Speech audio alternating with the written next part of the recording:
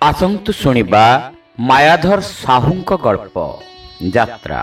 ହଠାତ୍ ରାତିରେ ଅସ୍ପଷ୍ଟ ଭାବେ ଯେଉଁ ଲହର ଶୁଭିଲା, ମନେ ହେଲା ତାହା ଯେମିତି ଗାଁ ମଝିରୁ କେତେ ସ୍ତ୍ରୀ ଲୋକଙ୍କର କାନ୍ଦଣା।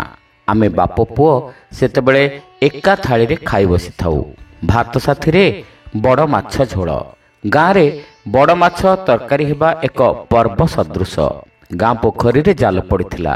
ଏଭଳି ଶୁଭ ଘଡ଼ି ଆସେ ବର୍ଷକେ ଥରେ। ବାପା ତରତର ହେଉ ହେଉ କହିଲେ, ଜଲ୍ଦି ଜଲ୍ଦି ଖାଇଦେରେ। ମନକୁ ପାପ ଛୁଇଁଲା। ବୁଢ଼ାଟା ସତରେ କ'ଣ ଚାଲିଗଲା ନା କ'ଣ? ବିଜୁଳି ବେଗରେ ଚାଲିଲା ହାତ ଏବଂ ପାଟି।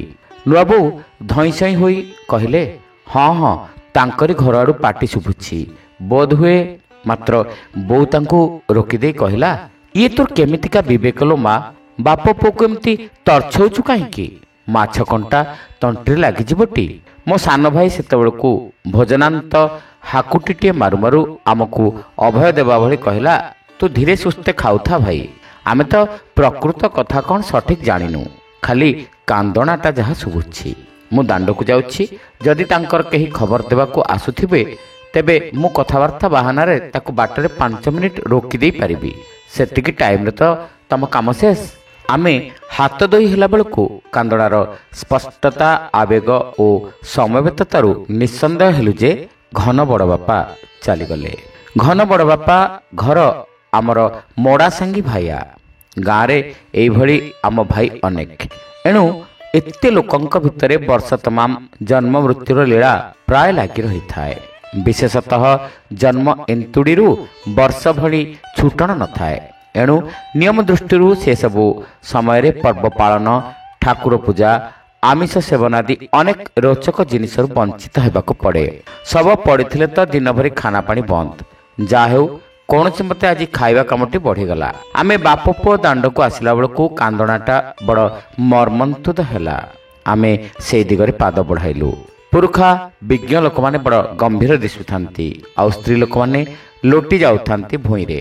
ସେହି ଶୋକ ସନ୍ତପ୍ତ ସମବେତକୁ ଆଶ୍ୱାସନା ଦେଲା ଭଳି ଏକ ଦାର୍ଶନିକ ଭଙ୍ଗୀରେ ନଟିଆ ଦାଦା କହି ଉଠିଲେ, ଯାବତ୍ ଜନମମ୍ ତାବତ୍ ମରଣମ୍ ପୁନରପି ଜନନୀ ଜଠରେ ଶୟନମ୍। ଏହି ପରିପ୍ରେକ୍ଷୀରେ ବାପା ଆଉ ଚୁପ୍ ରହିପାରିଲେ ନାହିଁ। ସମ୍ମତି ସୂଚକ ମୁଣ୍ଡ ଟୁଙ୍ଗାରି ଦେଇ କହିଲେ, ଠିକ୍ କଥାଟାଏ କହିଲୁରେ ନଟ। ଏ ଜୀବ ମରଣ ନିକଟେ, ବେଗେ ଚିନ୍ତଇ ଆନ ଘଟେ। ଘନ ଭାଇ ଦୁସୁରା ଘଟ ଠାବ କରି ସାରିବେଣି।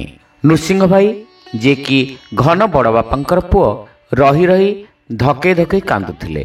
ମାତ୍ର ମାଳତୀ ଭାଉଜଙ୍କୁ ଦେଖି ଅନ୍ୟମାନଙ୍କର ଧୈର୍ଯ୍ୟ ରହିବା ବଡ଼ କଠିନ। ପରଲୋକଗତ ଶ୍ୱଶୁରଙ୍କର ଅସୁମାରୀ ଗୁଣ ବାହୁନି ବାହୁନି କେତେବେଳେ ମାଟି କାନ୍ଥରେ ମୁଣ୍ଡ ବାଡ଼େଇ ଦେଉଥାନ୍ତି ତ କେତେବେଳେ ଗଡ଼ି ଯାଉଥାନ୍ତି ଭୂଇଁରେ। ସେହି ମର୍ମାନ୍ତକ କାନ୍ଦଣା ଭିତରେ ଆଶୁ କବିତାମାନ ଛନ୍ଦି ହୋଇଯାଉଥାଏ। ତମେ ଏ ଗାଁରେ ଥିଲ ମାଷ୍ଟର ମୋ ବାପା, ଚାଲିଗଲ ଏବେ କରି ଅନ୍ତର ମୋ ବାପା। ତମ ପରି ବୁଦ୍ଧି କାହାର ହେବ ମୋ ବାପା, ଗୋରୁ ଗାଈ ଧନ୍ଦା କିଏ ବୁଝିବ ମୋ ବାପା। ତମ ପରି ଜଣେ କାହୁଁ ଆସିବ ମୋ ବାପା, ବିଲ ବାଡ଼ି ଏବେ ଉଜୁଡ଼ି ଯିବ ମୋ ବାପା। ପିଲାମାନେ ବୁଢ଼ା ବାପା କହି ରାହା ଧରିଥାନ୍ତି। କାନ୍ଦଣା ସଂକ୍ରମି ଯାଇଥାଏ ସମସ୍ତଙ୍କୁ। ଶୋକାକୁଳ ପରିବାରକୁ ବୋଧ ଦେବାକୁ ଯାଉଥିବା ଲୋକମାନେ ବୋଧ ଦେବେ କ'ଣ, ବରଂ ନିଜେ କାନ୍ଦି କାନ୍ଦି ବାହୁଡ଼ି ଆସୁଥାନ୍ତି। ଅଳ୍ପ କେଇ ଜଣ ସ୍ଥିତପ୍ରଜ୍ଞଙ୍କୁ ବାଦ ଦେଲେ ସମବେତରୁ ଅନେକ ସଶବ୍ଦେ କାନ୍ଦୁଥାନ୍ତି। ଆରେ ନୃସିଂହ, ଧୈର୍ଯ୍ୟ ଧର। ତୁ ଏମିତି ଅସ୍ଥିର ହେଲେ ବୋହୂ ଓ ପିଲାଙ୍କୁ କ'ଣ ଆଉ ସମ୍ଭାଳି ହେବ? ଏମିତି ତ ଅଚାନକ କିଛି ନୁହେଁ ବାପ। ତାଙ୍କ ସମୟ ଆସିଗଲା, ସେ ଗଲେ। ଏ ସଂସାରର ଲୀଳାଖେଳା ତ ତାଙ୍କର ସରିଥିଲା। ସିଏ ଏବେ ଜାଣି ତରିଗଲେ। ଏଇଠି ଘାଣ୍ଟି ହେବା ଅପେକ୍ଷା ପରଲୋକ ବରଂ ଭଲ। କିଏ ବି ଏଠି ଆଉ ସବୁ ଦିନକୁ ଟିକଟ କାଟିଛି? ଜନୈକ ବୃଦ୍ଧ ସାନ୍ତ୍ୱନା ଦେଲେ। କିଛି କ୍ଷଣ ଅବୁଝା ରହିବା ଭଳି ରହିବା ଉତ୍ତାରେ ନୃସିଂହ ଭାଇ ଧୈର୍ଯ୍ୟ ଧରିଲେ। ମାଳତୀ ଭାଉଜଙ୍କ ତଣ୍ଟି ପଡ଼ିଯାଇଥାଏ। କାନ୍ଦଣା ରୋକିବାକୁ ବୁଢ଼ୀ ଜଣେ ତାଙ୍କ ପାଟିକୁ ଚାପି ଧରିଥାଏ। ଏଣୁ ସେ ଖାଲି ଏଁ ଏଁ ହେଉଥାନ୍ତି। ମଝିରେ ମଝିରେ ଉଚ୍ଚସ୍ୱର ବାହାରି ପଡ଼ୁଥାଏ। ସମସ୍ତଙ୍କୁ ଗୋଟାଏ କିଂକର୍ତ୍ତବ୍ୟ ବିମୂଢ଼ତା ଘେରି ରହିଥାଏ। ହଠାତ୍ ମଧୁଆ ଗାଁ ମୁଣ୍ଡରେ ଥିବା ତେନ୍ତୁଳି ଗଛଟା ଉପରକୁ ଟର୍ଚ୍ଚ ପକାଇ ଦେଇ କହିଲା, ବୁଢ଼ା ଏ ଗଛଟାକୁ ଲଗାଇଥିଲା, ଝଙ୍କାଳିଆ ତେନ୍ତୁଳି ଗଛଟାରେ ଖୁନ୍ଦା ହୋଇଥିବା ଅସମାରୀ ପତ୍ର ସବୁ ଦୂରରୁ ମଧୁଆର ଟର୍ଚ୍ଚ ଆଲୁଅରେ ଧୂସରିଆ ଆଉ ଶାଗୁଆ ଦିଶୁଥାନ୍ତି। ଲୋକ ଗହଳିରୁ ଜଣେ କିଏ କହି ପକାଇଲା, ଖାଲି ଏଇ ଗୋଟିକ ନୁହେଁରେ ମଧୁ, କାହିଁ କେତେ। ତାପରେ ମଧୁଆର ଟର୍ଚ୍ଚ ଘୁରି ବୁଲିଲା ଗଛରୁ ଗଛକୁ, ତେନ୍ତୁଳିରୁ ଆମ୍ବ, ଆମ୍ବରୁ ବର, ବରରୁ ଅଶ୍ୱତ୍ଥ। କହିଲା, ବୁଢ଼ା ଆଜି ଚାଲିଗଲା ସିନା, ହେଲେ ତା ହାତ ଲଗା ଗଛ କେତେଟା ରହିଗଲା ଗାଁରେ। ମଧୁଆର କଥାର ସମର୍ଥନରେ ସମବେତ ହଁଟିଏ ଶୁଭିଲା। ବାବାଜୀ ବାପାଙ୍କୁ କହିଲା, କ'ଣ ଆଉ କରିବା ଦାଦା, ଆଉ ବସି ରହିଲେ ଚଳିବ ନା? ରାତି ଆସି 11ଟା ବାଜିଲାଣି, ଶୀଘ୍ର କାମଟା ସାରିଦେବା। ଧୋବା ବାରିକଙ୍କ ପାଖକୁ କିଏ ଗଲେଣି ନା ନାହିଁ? 4 ଜଣ ସ୍ୱେଚ୍ଛାସେବୀ ଠେଙ୍ଗା ଲଣ୍ଠନ ଧରି ବାହାରି ପଡ଼ିଲେ। ଖବର ଶୁଣି ପାଖ ଗାଁରୁ କେଇଜଣ ଶୁଭେଚ୍ଛୁ ମଧ୍ୟ ପହଞ୍ଚି ସାରିଥିଲେ। ସୂର୍ଯ୍ୟ ମୈତ୍ର, ଧର୍ମବନ୍ଧୁ ସମସ୍ତେ ଆସି ହାଜର ହେଲେ। ଥମିଗଲା କାନ୍ଦଣାର ଲହରୀ। ମଝିରେ ମଝିରେ ଖାଲି ଅବୋଧ ପିଲାଙ୍କର ଏଁ ଶବ୍ଦ ଶୁଭୁଥାଏ। ଭୀମଦାସ ଥିଲା ଧର୍ମବନ୍ଧୁ। ମଝିରେ 2 ଘର ଭିତରେ ମନୋମାଳିନ୍ୟ ଯୋଗୁଁ ଯିବା ଆସିବା ପ୍ରାୟ ବନ୍ଦ ଥିଲା। ଭୀମ ପୁଅ କଲିକତାରେ କାମ କରେ। ରଜ ଛୁଟିକୁ ଗାଁକୁ ଆସିଥିଲା। ବିରକ୍ତ ହୋଇ ବାପକୁ ହାଙ୍କି ଦେଇ ସେଠି ଆସି ପହଞ୍ଚିଥାଏ। କାମଦାମରେ ସହଯୋଗ ଦେବାକୁ ସେ ଥିଲା ଆଗଭର। ପୁଅ ପଛେ ପଛେ ଭୀମ ବିଚରା ଲଣ୍ଠନଟିଏ ଧରି ଆସି ପହଞ୍ଚିଥାଏ। ଭୀମ ପୁଅ କହିଲା, ନା ଆଉ ଡେରି କଲେ ହେବ ନାହିଁ, ଶୀଘ୍ର ମଢ଼ାଟା ଉଠିବା ଦରକାର। ନା କ'ଣ କହୁଛ ଦାଦା? ଅନେକ ଦାଦିସ୍ଥାନୀୟ ବ୍ୟକ୍ତି ସମ୍ମତିରେ ମୁଣ୍ଡ ଟୁଙ୍ଗାରି ଦେଲେ। ଭିଡ଼ ଭିତରେ ଦାଦା ବୋଲି କାହାକୁ ସମ୍ବୋଧନ କଲା ସଠିକ୍ରେ ଜାଣି ହେଲା ନାହିଁ। ଆରେ ବାଉଁଶ କାହିଁ, ଶୀଘ୍ର କୋକେଇ ଭିଡ଼ିଲ। ମଧୁଆ, ଭୀମ ପୁଅ, ବାପା ସମସ୍ତେ କୋକେଇ ଭିଡ଼ାରେ ଲାଗିଗଲେ। ନୂଆ ଠେକି ମାଠିଆ ସବୁ ଆଗରୁ କିଣା ହୋଇଥାଏ। ନଟିଆ ଦାଦା ନୃସିଂହ ଭାଇକୁ ଡାକି ପଚାରିଲେ, ଆରେ ନୃସିଂହ, କାହିଁ କାଠ କେଉଁଠି ଅଛି କହ? ମଶାଣିକୁ ଆଗ କାଠ ବୋହି ନେବା ଦରକାର, ଦାହ କାମ ହେବ। ନୃସିଂହ ଭାଇ ହତାଶ ହୋଇ ଅନେଇ ରହିଲେ। ନଟିଆ ଦାଦା ପଚାରିଲା, କିରେ ନୃସିଂହ, ତୁ ପୁରା ଗଛ ହାଣି କରି ଆଗରୁ ସଜବାଜ କରି ରଖିଥିଲୁ? ନୃସିଂହ ଭାଇ ଥତମତ ହୋଇ ଛେପ ଢୋକି କହିଲେ, 1.5 ବର୍ଷ ତଳେ ଯାଇ ହଣାହାଣି କରି ରଖିଥିଲି। ଏଣେ ବାପା ତ ଡେରି କଲେ, କାଠ କ'ଣ ଆଉ ଅଛି? ସିଏ ସୁବିଧା ଅସୁବିଧାରେ ଖଣ୍ଡେ ଖଣ୍ଡେ ନେଇ ଖର୍ଚ୍ଚ କରିଦେଇଛି। ନଟିଆ ଦାଦା ଆଁ କରି ଅନେଇ ରହିଲେ। ପଚାରିଲେ, ତେବେ ତେବେ କ'ଣ ହେବ? ଦେଖ, ନହେଲେ ପୋତିଦେବା ଦାଦା, ଲୁଣ ଫୁଣ ଘରେ ଥିବ। ମୁଁ ତାକୁ ପଚାରେ। ମଧୁଆ ଆଉ ସମ୍ଭାଳି ପାରିଲା ନାହିଁ। କୋଇଲି ଭିଡ଼ା ବନ୍ଦ କରି ପାଟି କରି ଉଠିଲା, ଏକଥା କେମିତି ତୁଣ୍ଡରେ ଧରୁଛ? ଏତେ ପୁରୁଖା ଲୋକ, ନିର୍ମାୟା ଉପକାରୀ ଲୋକ, ଗାଁରେ କେତେ କାମ ସିଏ ନ କରିଛନ୍ତି। ଅଣ୍ଡା ବଚ୍ଚା ସମସ୍ତଙ୍କୁ ଅ ଶିଖେଇଛନ୍ତି, ତାଙ୍କୁ ଦାହ କରିବା ନାହିଁ?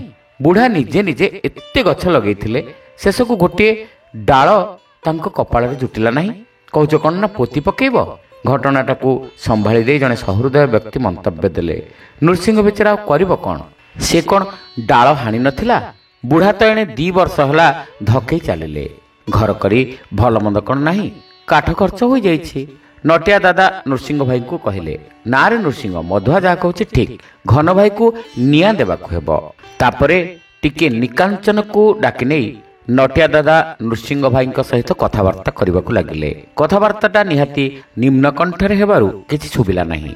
ସେ ଯାହା ହେଉ, ତାପରେ ନଟିଆ ଦାଦାଙ୍କ ନିର୍ଦ୍ଦେଶରେ ତାଙ୍କ ନିଜ ଘରୁ ମଶାଣିକୁ କାଠ ବୁହା ଚାଲିଲା।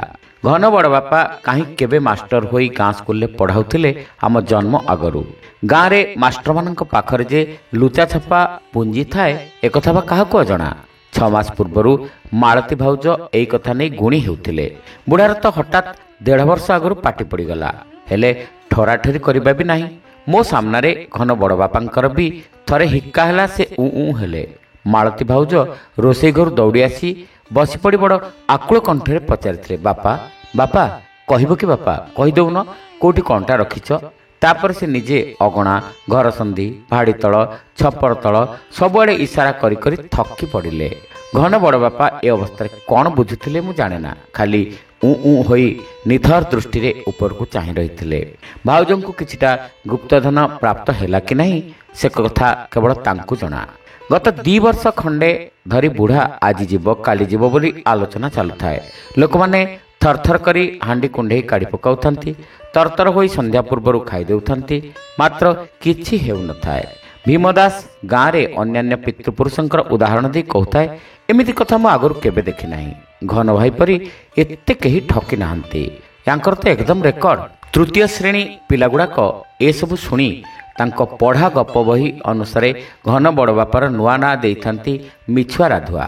ଏତେ ଥରର ମିଛ ଶେଷକୁ ଆଜି ହିଁ ସତ ପାଲଟିଗଲା। ପଡ଼ି ପଡ଼ି ଆଜି ହିଁ ଘନ ବଡ଼ ବାପା ସତ ସତିଆ ମରିଗଲେ। କୋକେଇ ଭିଡ଼ା ସରିଲା। ସେପଟୁ ମଶାଣିରେ କାଠ ଖଞ୍ଜା ସରିବାର ଖବର ଆସିଲା। ଆମେ କେତେଜଣ କାନ୍ଧେଇବା କଥା। ଶବ ଆଣିବାକୁ ଘର ଭିତରକୁ ଗଲୁ। ଘରଟା ଭୀଷଣ ଅପରିଷ୍କାର ହୋଇଥାଏ। ଯାତନା ଏବଂ ମରଣର ଗନ୍ଧ ଉତ୍କଟ ଭାବେ ଭରି ରହିଥାଏ ଘର ଭିତରେ। ମଇଳା ଛିଣ୍ଡା କନ୍ଥା ଉପର ବାଉଁଶରୁ ଝୁଲୁଥାଏ। ଗୋଟାଏ କଡ଼କୁ ଦୀପ ରୁଖା ପାଖରେ ଭାଗବତ ଏକାଦଶ ସ୍କନ୍ଦ ଥୁଆ ହୋଇଥାଏ। କତରା ଛିଣ୍ଡା ମସିଣା ଖୋଳହୀନ ତକିଆଟିଏ।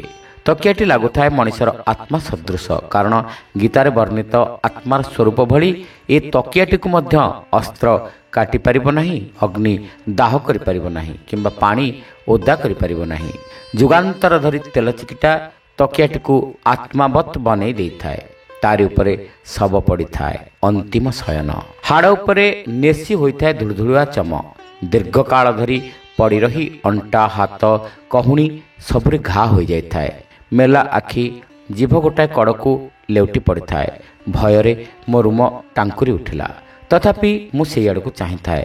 ଶତ ସହସ୍ର କୋଷମାନଙ୍କ ଭିତରୁ ଝିଙ୍କି ହୋଇ ପ୍ରାଣବାୟୁ ଉଡ଼ି ଚାଲିଯାଇଛି। ସମସ୍ତେ ହାତ ଯୋଡ଼ି ଶବକୁ ପ୍ରଣାମ କଲେ। ସିଏ ତ ପ୍ରାୟ ସମସ୍ତଙ୍କଠାରୁ ପ୍ରଣାମ ହିଁ ପାଆନ୍ତି। ଅତି ପୁରୁଖା ପ୍ରାଇମେରୀ ମାଷ୍ଟର ଯେ ଥିଲେ। ଠେକିରେ ଗୋବର ପାଣି ଧରି ଭୀମଦାସ ଦୁଆର ମୁହଁରେ ପ୍ରସ୍ତୁତ ଥାଏ। ପାଣି ଛିଞ୍ଚି ଛିଞ୍ଚି ଶବ ପଛେ ପଛେ ମଶାଣି ଯାଏଁ ଯିବ। ଦିଅ ଉଠାଅ, ନଟିଆ ଦାଦା କହିଲେ। ବାପା ମୁଣ୍ଡ ପାଖକୁ ଯାଇ ଆଖି ପରେ ହାତ ଥୋଇ ମେଲା ଆଖିକୁ ବନ୍ଦ କରିଦେଲେ। ଶବକୁ ଉଠାଇ କୋକେଇରେ ଭିଡ଼ି କରି ରଖାଗଲା। ପାଥେୟ ଦିଆଗଲା ସେଇ ମସିଣା, ସେଇ କନ୍ଥା, ସେଇ ତକିଆ। ନୂଆ ଲୁଗାଟିଏ ପିନ୍ଧାଇ ଦିଆଗଲା। 2 ବର୍ଷ ଧରି ଲୁଗାଟା ବାକ୍ସରେ ସାଇତା ହୋଇଥିଲା। ମାଳତୀ ଭାଉଜଙ୍କୁ ଆଉ ସମ୍ଭାଳେ କିଏ? ଶବ ଛାଡ଼ିଦେବାକୁ ଏକବାର ନାରାଜ। ଆରେ ବୋହୂକୁ ସମ୍ଭାଳରେ, ହେଲେ ସମ୍ଭାଳୁଛି କିଏ? ସମସ୍ତେ ତ ନିଜେ ଅସମ୍ଭାଳ। ଶୁଭିଲା ହରିବୋଲ ହରିବୋଲ। ଉଠିଲା କୋକେଇ। ମୋ ପାଖରେ ଠିଆ ହୋଇଥିବା ଥୁରଥୁରିଆ ବୁଢ଼ା ଜଣେ ଶୂନ୍ୟ ଦୃଷ୍ଟିରେ ଚାହିଁ ରହିଥିଲା ମଶାଣି ଯାଏଁ ଲମ୍ବି ଯାଇଥିବା ସରୁ ଅଙ୍କା ବଙ୍କା ପାଦଚଲା ରାସ୍ତା ଆଡ଼େ। ହିଡ଼ମାଟିର ଶାଗୁଆ ଘାସପତ୍ର ମଝିରେ ଫାଙ୍କ କରି ଫିଟି ପଡ଼ିଥିବା ସରୁଆ ରାସ୍ତାଟା ଦିନ ଆଲୁଅରେ ମାଟି ରଙ୍ଗର ଦିଶେ, ଧୂସରିଆ। ମୁଁ ତାଙ୍କ ବାଁ ହାତ ମୁଠାଇ ଧରି କହିଲି, ଅନ୍ଧାରରେ କୁଆଡ଼ ନେଇଛ? ଚାଲୁନ ଯିବା। କୋକେଇ ଉଠିଲାଣି। ପ୍ରକୃତିସ୍ଥ ହେଲା ପରି ସେ କହିଲେ, ହଉ ବାପ ଚାଲ ଚାଲ। ମୁହୂର୍ତ୍ତେ ପରେ ମୋ ହାତରୁ ନିଜ ହାତ ଛଡ଼େଇ ନେଇ କହିଲେ, ଏଇ 70 ବର୍ଷ ଭିତରେ କେତେଥର ଯେ ଏଇ ବାଟେ ଘନ ଭାଇ ଯା ଆସ କରିଥିବେ ତାର ଗଣତି ନାହିଁ। ହେଲେ ଆଜିର ଯାତ୍ରା ନିଆରା। ଜନ୍ମରେ ଥରଟିଏ ମାତ୍ର ଆସେ ସଭିଙ୍କ ପାଇଁ। ଆମେ ସମସ୍ତେ ଚାଲିବାକୁ ଲାଗିଲୁ। ଦୀର୍ଘ 2 ବର୍ଷ ପରେ ଘନ ବଡ଼ ବାପା ଆଜି ହିଁ ଘରୁ ବାହାରିଲେ। 2 ବର୍ଷ ପୂର୍ବେ ଯାହା ଏଇ ବାଟେ ପାଖାପାଖି ଏମିତି ବୁହା ହୋଇ ରିକ୍ସାରେ ବୁଜୁଳାଟିଏ ପରି ଲଦା ହୋଇ ବ୍ଲକ ଅଫିସ ଆଡ଼େ ଯାଇଥିଲେ। ମାସିକ ପେନସନ ଟଙ୍କା ପାଇଁ ନାତି ଟୋକା ରିକ୍ସାରେ ଲୋଡ୍ କରି ନେଇଥିଲା ତାଙ୍କୁ।